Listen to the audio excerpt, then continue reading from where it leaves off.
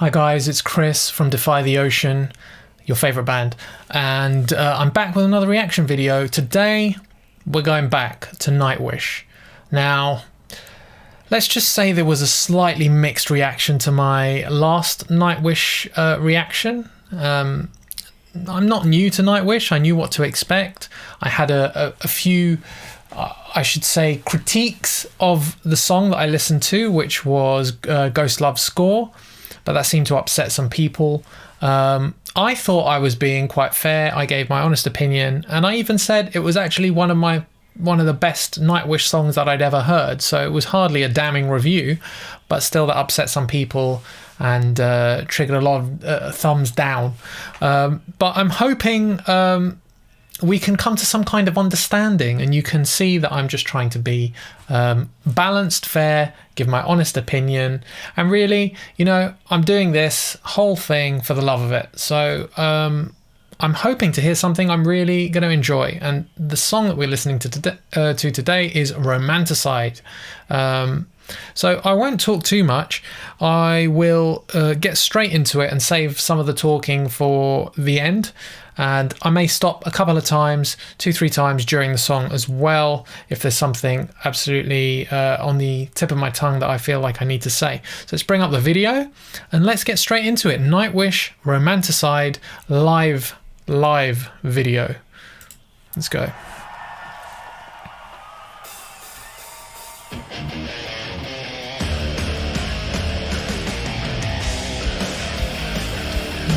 I like that. Nice riff. I like the way it came in on the drums there as well. Really nice.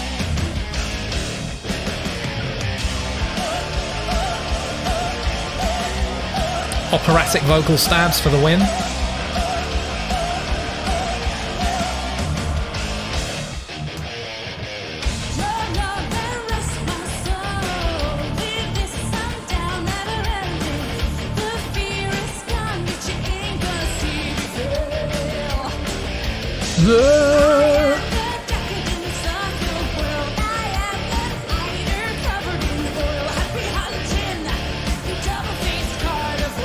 Really playing with the vocals, isn't she? The tone that she's applying.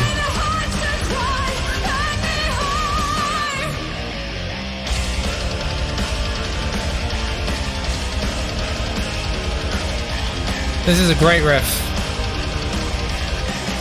Nice rock out section.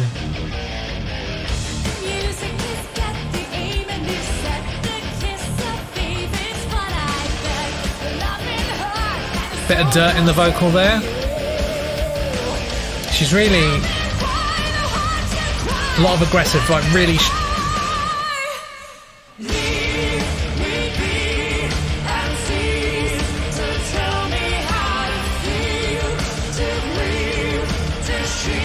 Very nice section.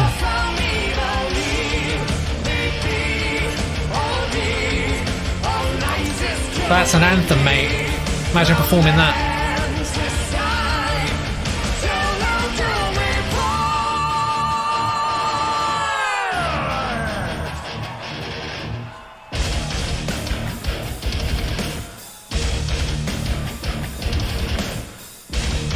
This is a fun song to listen to, and I imagine will be an extremely fun song to play as well.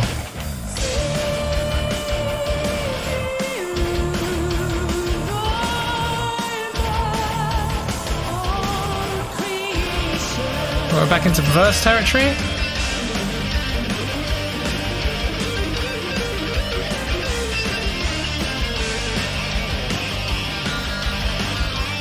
It doesn't matter if the solo is difficult or hard.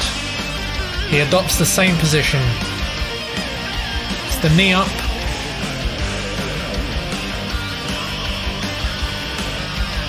And that was a very well executed solo as well. Excellent transition from the solo into this chorus section.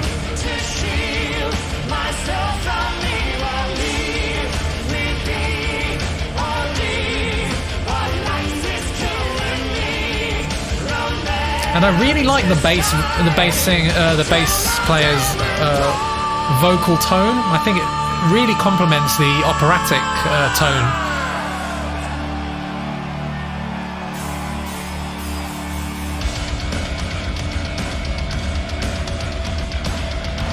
Nice. Yeah, like I said, man, this is a fun song for them. I bet they love playing this.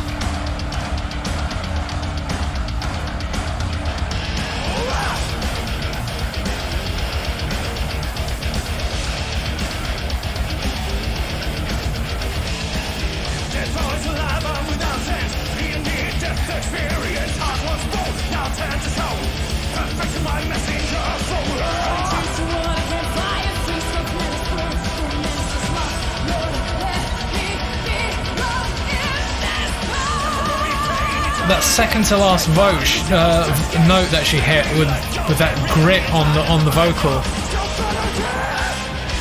She really is so versatile in her vocal ability.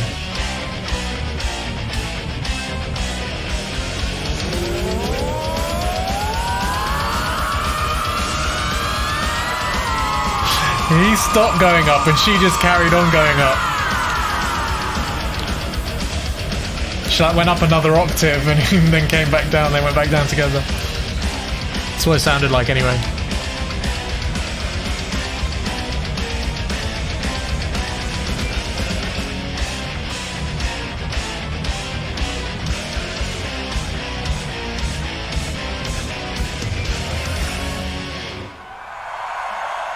Lovely.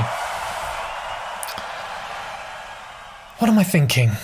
Right, well, compared to Ghost Love Score, it's a completely different ball game. I think with Ghost Love Score, it was very much more an orchestral piece. This felt much more to be a metal piece, but with the operatic and grandeur that we can expect from Nightwish after all these years. So I would say it felt like, in some ways, a more cohesive piece than Ghost Love Score, but that isn't to take away from Ghost Love Score, because Ghost Love Score's just offering so much, offering like the orchestral parts, that beautiful middle section with all that instrumentation. It's got so much to offer, but in having a song of so many parts, of so many different instruments, you set yourself an incredible challenge as a songwriter to weave those things together into a cohesive package. And with a 10-minute song, that is, incredibly difficult to do. I think what we have here is obviously a simpler song. It's a 5-minute track, much tighter, much more, I wouldn't say traditional in structure, but there are certainly some more traditional elements. But again, I didn't feel like the structure was verse, chorus. They had a lot going on. They had some great starts, some stops, some riffs coming in, some breakdowns. All that was happening. Very interesting song, actually, from a kind of structural and songwriting perspective. I'd have to kind of give it another listen to kind of decode it a little bit further. But it never bored for one moment. It was always interesting. It was always interesting to see where they were going to go next and where they were going to take the listener. And I haven't even mentioned Fleur yet, because what's to say? She's like grade A plus singer. She is really, really up there. It's like anything you give her, anything she wants to do, she can do.